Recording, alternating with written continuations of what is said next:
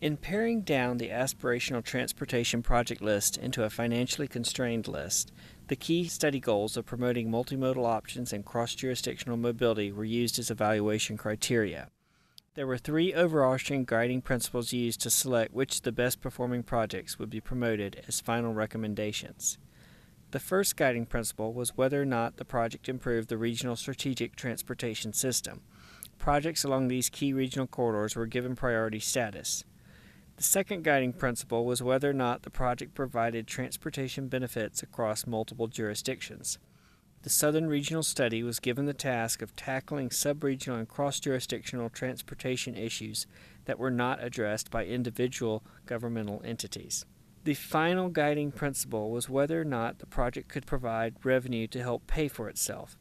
Since cost is the critical limitation on all transportation projects in the Atlanta region, the managed lane and toll projects that met this criterion were given priority.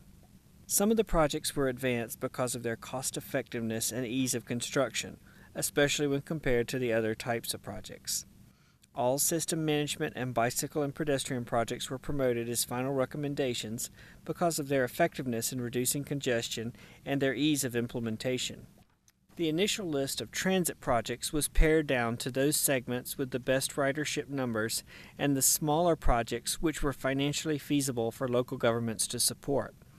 A total of $680 million in transit projects were promoted to the final recommendations.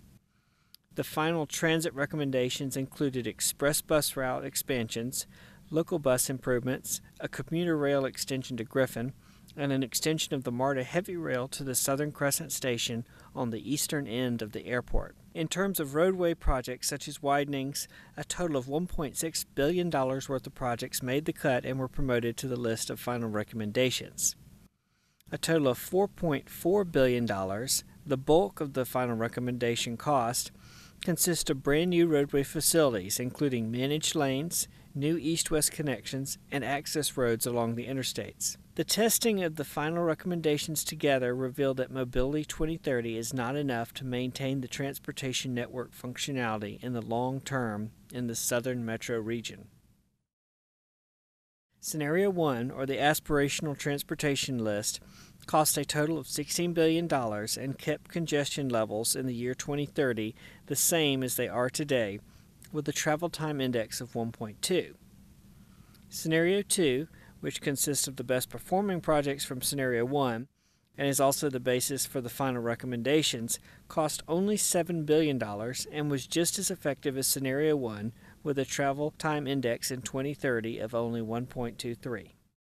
The bulk of the $7 billion in transportation projects will be concentrated along the interstate corridors in the study area, particularly the I-75 corridor. All of the major interstate corridors have significant investments in the form of new facilities, including barrier-separated high-occupancy vehicle lanes, barrier-separated truck-only toll lanes, and barrier-separated access roads. But these facilities vary from 4 to 2 lanes depending on location. Several performance measures were used to analyze the transportation impact of the proposed improvements. These measures were chosen to give qualitative and quantitative indicators of the effectiveness of the transportation investments. The measures were average speed, to give a qualitative indication of facility congestion levels, average travel time, to give an indication of overall study area network congestion levels, PM period volume to capacity ratio, to measure system performance at its worst time of day period, the annual cost of delay, to measure the amount of cost savings and reductions, and finally the travel time index, to measure the difference in the peak period travel times between congested levels and ideal conditions. These performance measures also include the metrics considered by the Congestion Mitigation Task Force in its effort to develop strategies, benchmarks, goals, and project selection methodologies to cost-effectively reduce congestion in the Metro Atlanta area. The land use strategies developed in the Southern Regional Study closely follow the procedures developed by the Congestion Mitigation Task Force, including the key policy recommendation of reinforcing transportation investments in the local land use plans. Due to the significant increase in households in the study area, Local ordinances should be written to allow for increased density and mixed use in selected nodes and corridors in order to effectively accommodate this forecasted growth and ensure transportation projects are effectively utilized to their maximum extent. Other land use strategies were recommended as well, including the provision of infrastructure and tax incentives to attract employment to the study area. These efforts will develop higher-paying jobs in the study area and help redress the jobs-housing imbalance, and also ultimately shorten trip lengths and travel times as more study area residents work closer to home. The study also recommends that local governments should focus freight centers in areas closer to the interstate rather than spreading them across the region. This will prevent the loss of this vital economic sector and help reduce traffic conflicts between single-occupant vehicles and tractor-trailers. Access management policy recommendations were also tailored to fit regional policy, particularly to continue the recommendations of the Regional Transportation Plan, Mobility 2030. The study recommends that access management be required on all new alignments as well as on all widenings greater than 3 miles in length. Local zoning ordinances should also enforce access management policies. The development that often follows recently built or improved roadways can seriously undermine their function by placing too many curb cuts and traffic signals in close proximity to each other. A key consideration for all governments contemplating new transportation projects is how to fund them.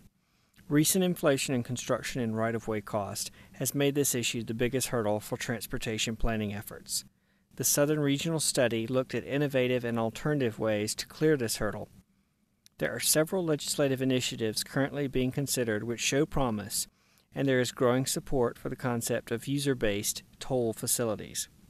The main legislative change that would effectively support major transportation upgrades is the concept of regional sales taxes.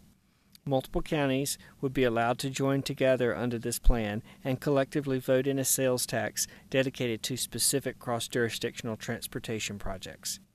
Managed lanes or toll facilities can also help by allowing prices to be charged only to those who use them and allow for flexibility of toll rates by time of day and type of vehicle. The Southern Regional Accessibility Study has been a collective effort spanning many jurisdictions and coordinated between several regional and state authorities. A key component in carrying out such a complicated planning endeavor was public outreach. Since the inception of the study, the SRAS team has met with citizens to encourage participation in the process. The study was guided by 2 committees, a Project Steering Committee and a Project Technical Advisory Committee. The role of the Project Steering Committee was to provide policy oversight for the study and to ensure the political support for the recommendations. The Technical Advisory Committee identified study goals and strategies, as well as assisted in the development of individual projects and policies to match the conditions on the ground in the study area. Both committees ensured ongoing multi-jurisdictional coordination by providing continuous review of the study documents, assisting in the collection and dissemination of analytical information and data, and consistently participating in study-related events. Southern Regional Study recommendations will be folded into the larger regional planning process as well as into local planning efforts. Starting with Scenario 1, the aspiration scenario, a list of all desired improvements and needed policies was developed. This master list was filtered into 4 major groups: those projects that did not perform well and are not advancing further, those which meet the guiding principles of the study, those which perform well but are relatively smaller scale and are better implemented by local authorities, and finally, those which simply do not have adequate available funding but are still desired in the very long term. The last 2 groups will be placed into separate funding categories of local and long-term aspirational projects.